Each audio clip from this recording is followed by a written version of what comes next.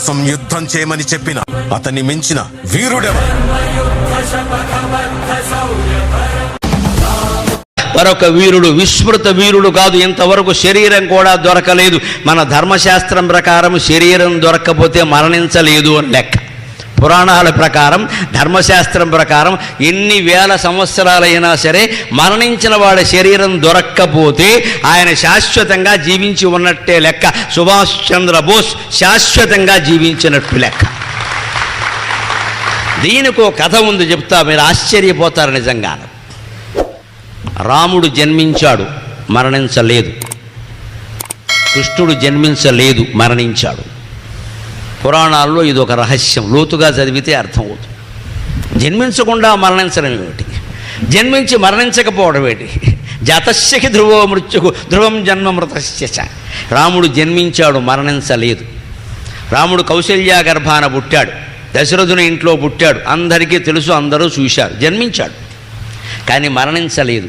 ఎందుకంటే రాముడు నదిలో ప్రవేశించాడు. ఆయన శరీరం మళ్ళీ ఎవరూ తీయలేదు, ఎవరికీ దొరకలేదు. శరీరం దొరకనప్పుడు పోలీస్ స్టేషన్ చట్టం ప్రకారం మనిషి మరణించనట్టే లెక్క. మీరు ఎవరైనా మరణించాడు అని పోలీస్ స్టేషన్లో చెబితే మృతదేహం ఏదని అడుగుతారు ఖచ్చితంగా. మృతదేహం దొరకలేదు అంటే అనుమానాస్పదం అని పెడతారు, అక్కడ మరణించాడని చెప్పరు. పైగా ధర్మశాస్త్రం కూడా మృతదేహం దొరక్కపోతే మరణించినట్టు కాదు. తద్దినం పెట్టేటప్పుడు కూడా దానికి సంకల్పాలు వేరుగా ఉంటాయి. 12 ఏళ్ల తర్వాత తద్దినం పెట్టచ్చు. వెళ్ళిపోయిన వాళ్ళకి, కనిపించిన వాళ్ళకి, మాయమైన వాళ్ళకి 12 ఏళ్ల తర్వాత తద్దినం పెట్టచ్చు. కానీ దాని సంకల్పం వేరు. మామూలుగా పోయిన వాడికి పెట్టినట్టు పెట్టరు, దానికి ఒక లెక్క ఉంటుంది. ఎందుకంటే అనుమానం ఉంది అక్కడ.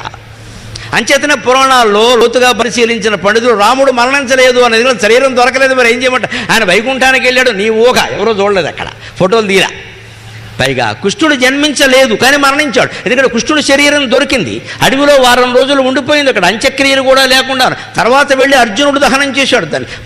శరీరం దొరికింది కానీ కృష్ణుడు జన్మించలేదు. ఎందుకంటే ఏ శరీరం కృష్ణుడు రూపంలో మరణించిందో ఆ శరీరంతో జన్మించలేదండి కృష్ణుడు. మీరు భాగవతం మూలం చదువుకుంటే అర్థమవుతుంది.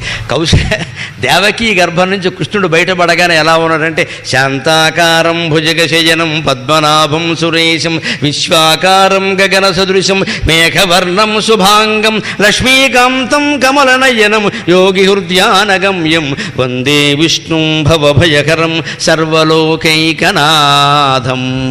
దేవకీదేవి నొప్పులు పడుతూ ఉంటే బిడ్డ బయట పడకపోగా ఆవిడ నొప్పులు తగ్గిపోయే చెరసాలలో ఆకాశంలో విష్ణువు కనబడ్డాడు. ఇదేమిటి ఏం చూసింది ఆవిడ, నన్ను భరించలేవు నువ్వు, అందుకే నేనే బయటకు వచ్చానడ. లేకపోతే కాసేపు ఉంటే డాక్టర్లు సిజేరియన్ చేస్తారేమో అని భయం వేసింది, అందుకే వచ్చాడు. మహావిష్ణువు కూడా మామూలుగా రాడు, అనవసరంగా కోసేసేవాళ్ళు తయారయ్యారు కదా, అందుకని ఆయనకు భయం వేసింది. ఈ డాక్టర్లు తక్కువ వాళ్ళు కాదు, సిజేరియన్ చేసి పారేస్తారు, లేనిపోని గొడవ ఎందుకు వచ్చిందో ఆయనే బయటకు వచ్చాడు. బయటకు వచ్చి ఆకాశంలో చతుర్భుజ మహావిష్ణువుగా దర్శనమిస్తే, స్వామి నిన్ను నేను ఎలా భరించగలిగానయ్యా అంటే, పోన్లే అమ్మా నేనే నిన్ను భరించాను అన్నాడు ఆయన. అని నేను ఇప్పుడు చిన్నపిల్లాడ రూపం ధరిస్తాను, కంగారు పడకు. ఇలా జన్మించగానే మీరు మరోలా అనుకోకుండా, ఎటువంటి మమకారము లేకుండా తండ్రి గారిని తొట్టులో కూర్చోబెట్టి తీసుకెళ్ళిపోమని చెప్పు, మిగిలినవన్నీ నేను చూసుకుంటా అని చెప్పాడు ఆయన. అంచేత జన్మించిన శరీరం కృష్ణుడు ఉందే, తర్వాత కనపడింది అసలు జన్మించిన శరీరం అది కాదు, కానీ మరణించిన శరీరం అదే. అందుకే మన సంప్రదాయంలో ఏం చెబుతారంటే, హాస్యానికైనా చమత్కారానికైనా రాముడు జన్మించాడు మరణించలేదు, కానీ కృష్ణుడు జన్మించాడు కానీ జన్మించలేదు కానీ మరణించాడు అంటాడు. ఇది తాత్వికమైన రహస్యం, తాత్వికమైన రహస్యం. సుభాష్ చంద్రబోస్ జన్మించాడు కానీ మరణించలేదు. ఆయన సాక్షాత్ శ్రీరామచంద్రుడితో సమానం. ఎందుకంటే ఆయన శరీరం మనకి దొరకలేదు. ఆయన చేపట్టిన ఉద్యమం సామాన్యమైనది కాదు. కంకాళంబును చేసిరి భువిని పక్కా దోపిడీ దొంగలై, కంకాళంబును చేసిరి భువిని పక్కా దోపిడీ దొంగలై, జంకున్ గొంకును లేక మీ కొరకే ఆజాద్ హిందూ ఫౌజెత్తితిన్, జంకున్ గొంకును లేక మీ కొరకే ఆజాద్ హిందూ ఫౌజెత్తితిన్, ఢంకామ్రోగును భారతావనిని జెండానెత్తెదన్నేడిటన్, ఢంకామ్రోగును భారతావనిని జెండానెత్తెదన్నేడిటన్, సంకెళ్ళం తెగవైతునంచనే శభాష్ చంద్రుండు సూర్యుండునై. శభాస్ చంద్రుండు సూర్యుండునై, సుభాష్ చంద్రుండు సూర్యుండునై. శ్రీరామచంద్రమూర్తి ఎంతో సుభాష్ చంద్రబోస్ అంతే. ఆయనకి జరిగిన అన్యాయం సామాన్యమైంది కాదు. పటేల్ ప్రధానమంత్రి కావాలి అని 15 PCCల్లో 12 PCCలు పటేల్ పేరు రాస్తే ఎవరు ప్రధానమంత్రి అయ్యారో అందరికీ తెలుసు, ఎందుకు అయ్యారో కూడా తెలుసు. ఆ విషయాలు మాట్లాడుకుంటే కడుపు చించుకుంటే కాళ్ళ మీద పడినట్టుంటుంది. ఎక్కడి ప్రజాస్వామ్యం, ఎక్కడి ప్రజాస్వామ్యం? అందరూ కబుర్లు చెబుతారు, మెజారిటీ మెజారిటీ మెజారిటీ. ఆ మెజారిటీలో కూడా ఒక్కడి మాటే నెగ్గుతుందండి. అప్పటికి అంతే, ఇప్పటికీ అంతే. ఆశ్చర్యకరమైన విషయం. మెజారిటీ అని చెప్పడు. ఈ మెజారిటీ వాళ్ళందరూ ఊరికే బానిసల్లాగా తలూపుతూ కూర్చోవడమే. ఆ ఒక్కడు ఏం చెబితే అది, ఇంకెవడూ మాట్లాడడానికి ఏం లేదు. దీన్ని మెజారిటీ అందావా, ప్రజాస్వామ్యం అందావా, నియంతృత్వం అందావా?